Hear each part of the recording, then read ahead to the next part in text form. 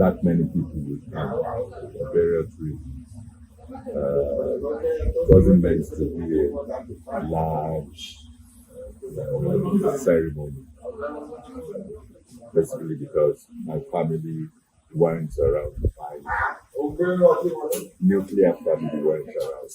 My siblings were and larger family. Also, it was in the middle of the day, and they would be there for mass, which would be an hour and a half, and then stay briefly for reception, and then have to leave at about 5 o'clock. So we're going to eat into their late afternoon. I knew many people wouldn't be able to make it, so the number that came surprised me pleasantly, and of course I thank them all for it. How do you feel? How do you feel that morning? Well, surprised and just so happy. You just, well, I just couldn't really figure it out. 80. But that's a large number. That's a big number. And I'd never really been thinking about it. But well, the years kept coming. I hadn't ever thought about it. So it was all grace of God and everything as it came. And well, I'm still overwhelmed by that number, by the fact that I am. Thank God. By nature, are you a birthday person? You celebrate your comeback birthdays? Not particularly, but just mark it briefly, family, close friends. Not a large party. Do you celebrate 70th, 60th? At least 70, briefly, family, basically family. When you reflect back, how does it make you feel? The reality of it? Does it make you feel maybe you've crossed over to the other side, you left the boys? No.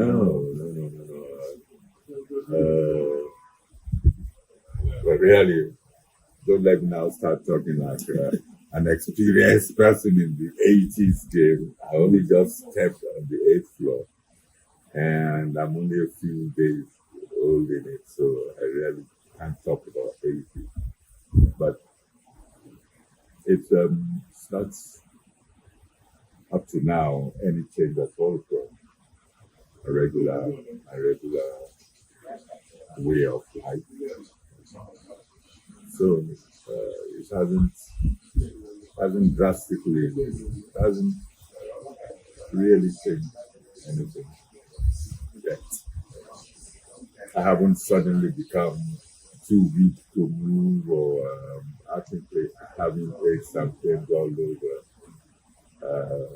I'm sure if I figured out the table tennis board, I'll still be able to play up to my regular playing level. So nothing much has changed. Let me talk about pizza. So how it all started. How were you born? Born in Lagos, spent the first 9 years or so in Lagos, went to Ibadan, finished my primary school there, while still living in Lagos, while still living in Ibadan.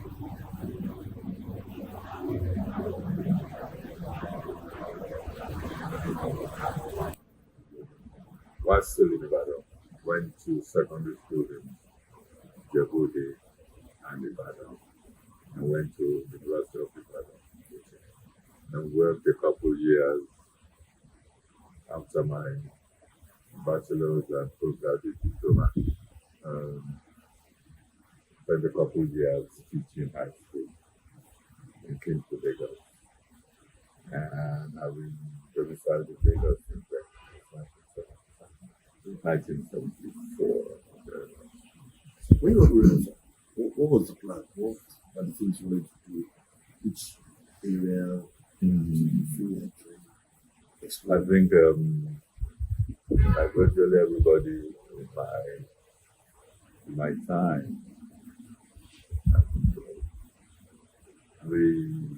the profession one knew were be a doctor, be a lawyer, be an engineer, that kind of stuff. I wasn't too different from everybody then. I wanted to be a doctor, but I didn't make the cut. So I ended up not being a doctor.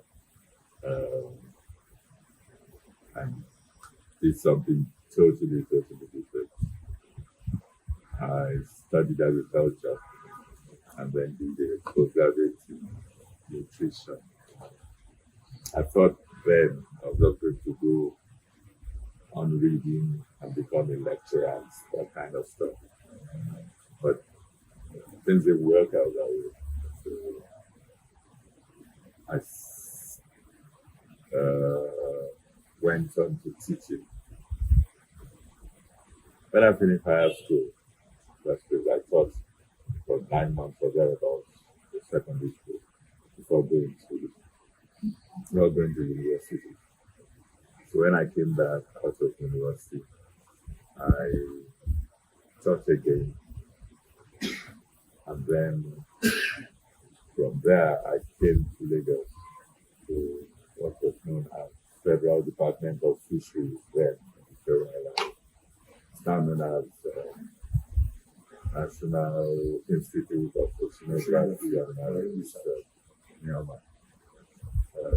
Was there, that's in that is Victoria Island. So I stayed there a couple of years, 74 to 75, 77.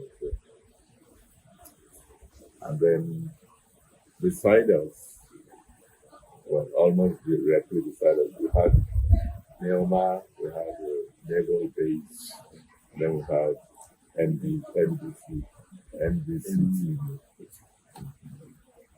And so from what I had been doing in Uganda, and up to then I had been doing some acting and everything. So I kept on acting. And I've been NCA been just a couple of doorsteps away, and having friends already in the industry and in NCA was just the next natural thing to be there, to go into NCA. And every week we had a new production, doing a series, play of the week, I think it was. Every week a new play, 1 hour production. So that plus before I left Ibadan, just another aspect. While I was after I finished at WNBS, Western Nigerian Broadcasting Service, wanted newscaster. They auditioned for newscaster. So I went and auditioned. Now, 4 of us were accepted. Well, not the high-level newscaster. At least I, with a couple of the other, were reading news summaries. So was news reading all this on WMBS. Then, while I was there,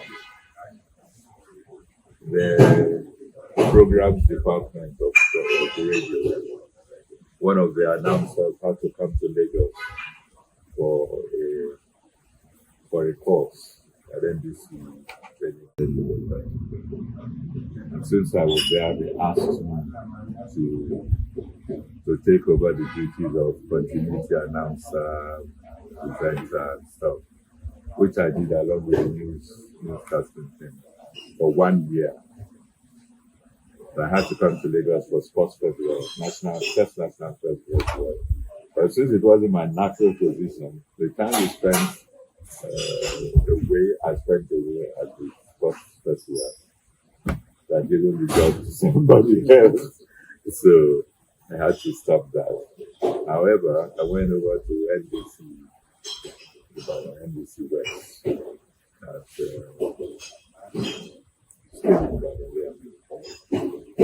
close to the State House.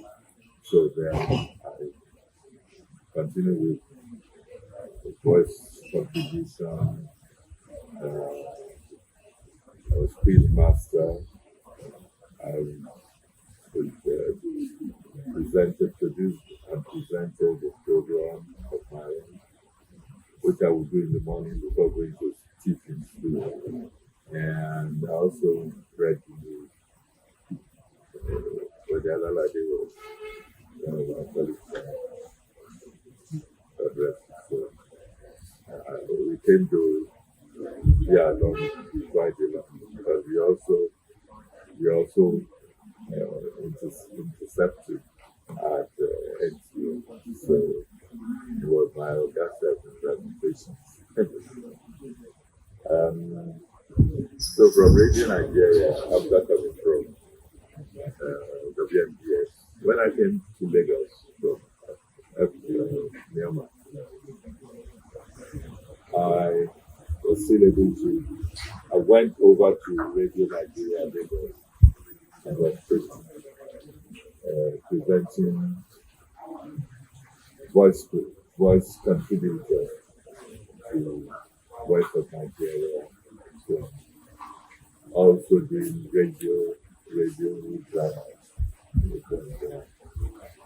So we got there and then we went to after 2 years I transferred my services from Myanmar from history to NCA full time. Continuity announcer, presenter for the first few years, 55 to 57. And then I was inducted as one of the then the Director General, they now formed a core news directorate. Yeah, we wanted people who would do the news from scratch to its presentation. So we got 5 of us to be the first core NTA newscasters. Obileye, Judy Coker, Bimbo,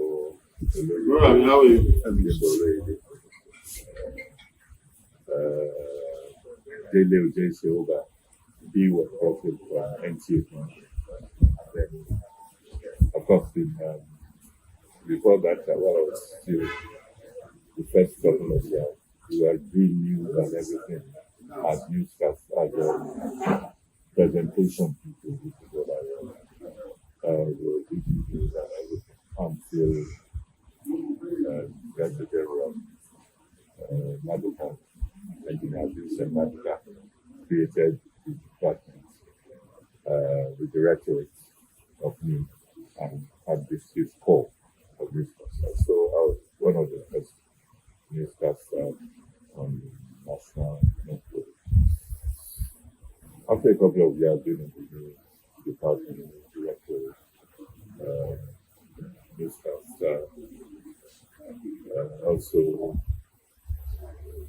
going around, also doing voiceovers. I moved back to press programs, presentation, and got involved in outside broadcasting, where I was doing eventually ceremonial. I was running commentary on ceremonial, National Day, Armed Forces Remembrance Day, visits of foreign heads of states. The ones I remember mostly when the American president came, then Prince Charles and Lady Diana, and then the ones I liked was when John Paul came 2 times. He came on a visit and he celebrated Mass. And then the second time he came, he went to River, I think in the east, Anambra, I think, where he beatified John Paul to become blessed John Paul.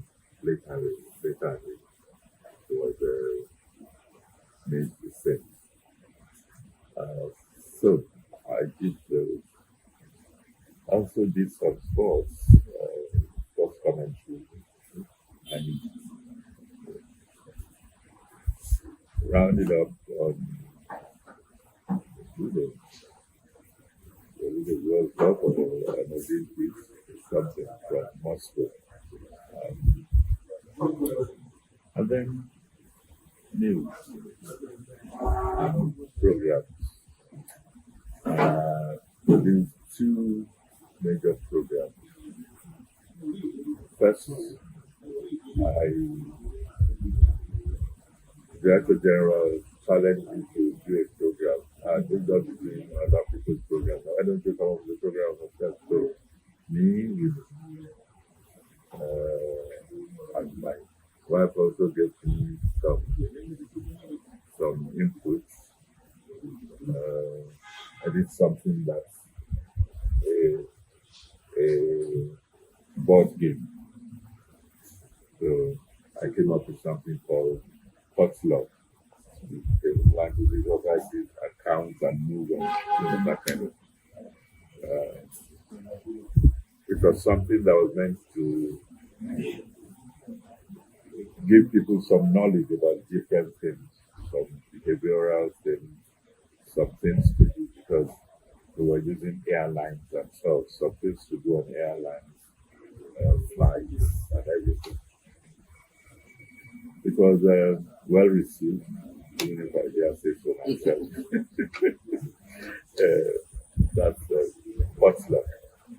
And coincidentally, surprisingly, even up to now, a few people come up to me and say, Potluck, I used to come to a program, and that's way back then. And it gives me a feeling of satisfaction that people still remember. If they didn't like it, they wouldn't bother about it. So, and that's the same thing when people see you out.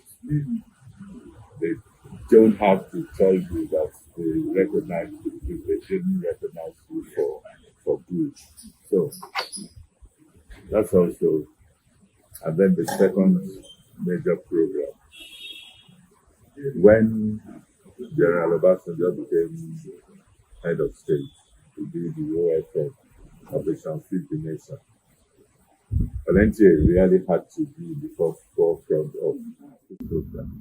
So they needed a program that had to do with agriculture. Ordinarily then, in NTA, you have to be up to a certain level 10 there, to produce network programs. I was on level 9. But I was the only qualified person. I had an agriculture department coming in between. So I was saddled with coming up with a program that had to do with agriculture. So we came up with farm on agriculture. Yeah. And we looked at different aspects of agriculture. agronomy, that's fruits and stuff, and then the animal aspect of the eggs, chicken stuff, and traveled around Nigeria doing this. Went also to the north. We went to Jos to do things about doing what to do with milk, with cattle farming, with milk production, butter production, stuff like that. So those two major programs ran for a few years, for 1 year or so, and then repeated. So those were my major productions, and then of course quite a few drama appearances, a couple of appearances of Billy the Master, and several other ones, mostly serious. And then even after giving NTA, was able to work for independent producers, work with independent producers. I left NTA just at the turn of the century, 2001, assistant director of programs.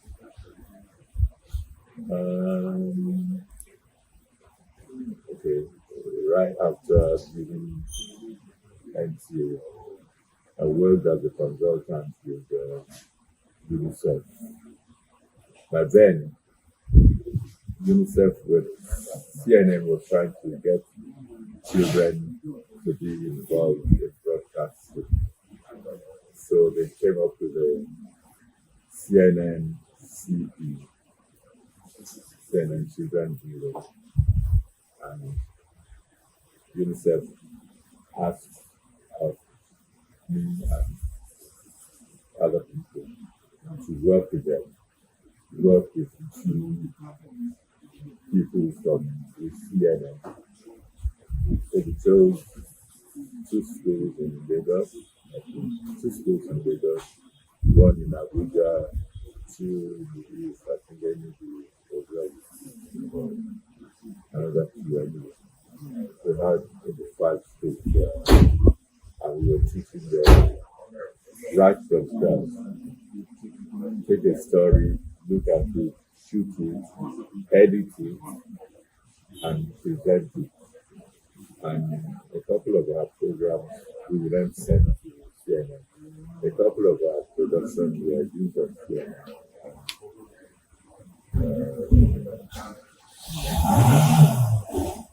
Massive, a couple of years. And then I went back to doing my private lesson, doing voice coaching, teaching,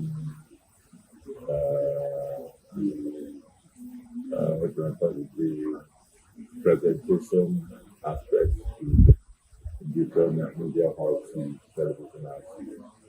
And here we are now. So people always ask about the voice. How did the voice evolve? I've always had it. I didn't do any voice training or anything. It's natural. It's just natural. And well, which brings me to something I used to teach when I was teaching in the school, teaching broadcasters, presenters. Don't try to change your voice for when you now get on set and change your voice. And when you're out offset, you use another voice. You use your natural voice. Keep it natural. Speak the same way on air as off air. And so, if a person heard me speaking, and it happened quite a few times, and they didn't see me, they said, that must be whoever out there. That's a plus for one. If you are not putting up airs, you're being natural. That's how it is. That's how it is. Thank God. But since you went to full time, what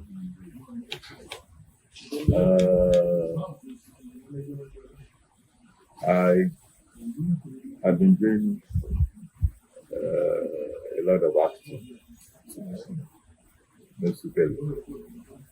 I've been doing some for different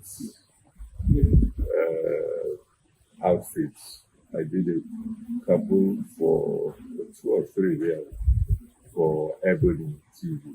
I did 50 the movie and then 50 the series. I also did Chief Daddy, which quite a few people still remember. It was a blockbuster then. But I didn't do much in it, really, but at least I was in it. And the Chief Daddy epithet stuck. So, and then I was invited into Teamster, and I did quite a few years there. Up to now, where I started, where I stopped appearing, I was supposed to be in my farm, Nasarawa State, recuperating from whatever, but I haven't been called back. So I don't know what's going to happen there, whether that's the end of it or not. But that of course depends on the story lines that they have, the story writer, the producer, and the other one is, well, for me, if they don't call me to come act, there's nothing I can do unless I produce my own. I don't want to go through all that acting. I'll just be an actor when asked to do a role. I've done quite a couple. Another couple. One is called Sugar, and another one is called Beautiful. Fool as in F-O-O-L. That title really tells the story. The man who is a fool for beauty. Those are two I love them. But right now, I haven't been doing much acting. I haven't been doing any acting because nobody has asked me to. And then, of course, I get to do quite some church work for my church, the new Catholic Church, Ikeja, and for the deanery, which is the divination of 15, 16, 17 parishes together to form our own deanery. And then also there is the Archdiocese. Also help in doing things there. And I'm a lecturer in my church. I'm a lecturer because I read what we call the one of the trainers, church, for the parish, for the deanery, for the Archdiocese. So that keeps me occupied. And then, of course, I do play table tennis. I go to one of my clubs to play table tennis. So, you've done that for a long time? Oh, yes, I've done that for quite a while. When I was much younger, I used to win lottery. But now everybody's beating me, so well, I still managed to get me up to third in my category of over 70. Now that I'm over 80, I don't know if I'll be able to play again. I think they let me play again, but I've been playing for a long time. When you used to do things together with your children,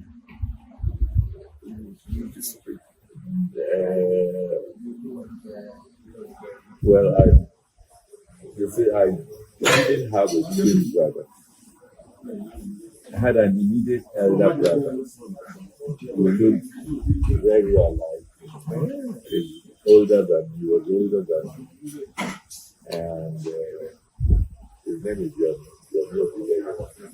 Yeah, Taiwo Obileye. So a whole lot of people like, did not know. Since they heard Taiwo, they would think, that one was the Kenji.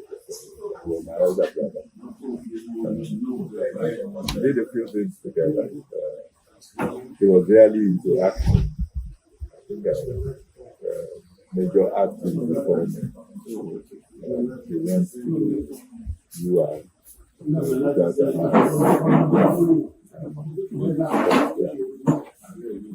while I was also in UI, I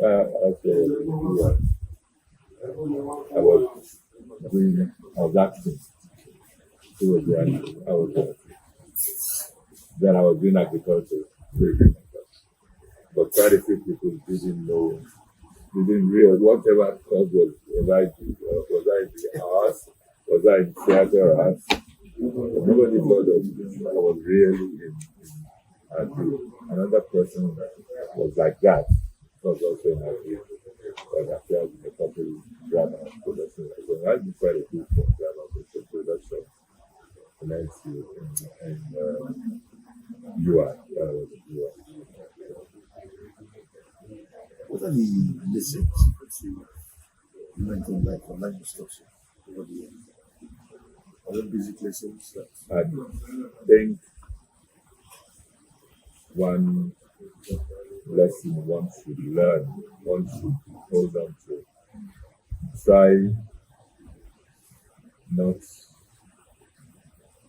Try to be humble. Don't think of yourself as being the one in all for everything. One in all in all. Don't hold on to grudges. Don't think that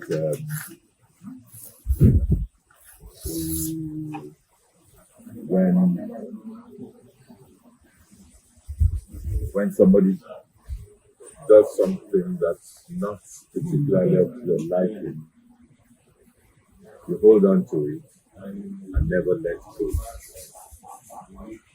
So be respectful, be accommodating, you will absorb things, and also when you can, help people you can help along the way. And of course, don't forget God. One must recognize that all that happens to one has God's hand in it. He's the one that helps one achieve what one achieves. So don't be up on yourself. Things also try and be social. As social, you get to meet people and interact with them. You live a more accommodating, a more purposeful life, and do some activities, sports if you can, walk if you can do sports. These also help strengthen one and help one along one's life journey. Of course, don't overdo anything. Don't overdo anything.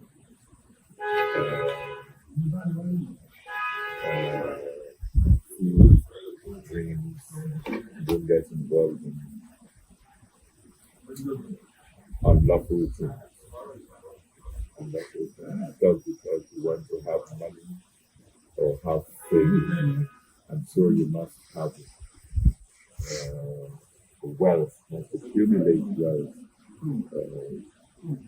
whatever however it comes, whenever it comes, whoever you might step on along the way. It's not worth it. What's going to leave it all behind? So, yeah, I think those are the things that I live by. But also like to pass on.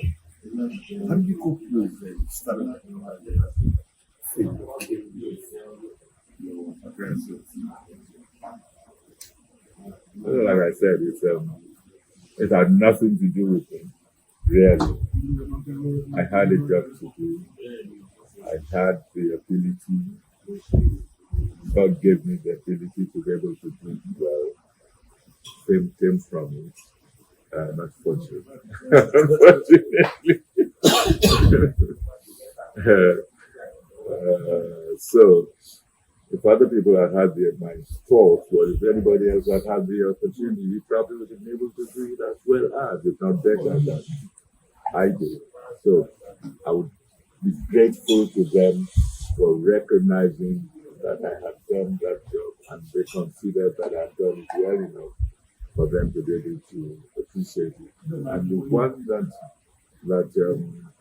really got me then was it was people from different kinds of life. It was not just the big people or my colleagues, but people in other levels of life, and it really touched me there. And it gave me a few perks. Once in a while, I had a few taxi rides for free because it was me that they were carrying and stuff like that. So I think I coped with it really okay. I didn't let it get to my head, and I didn't overdo it. I don't think.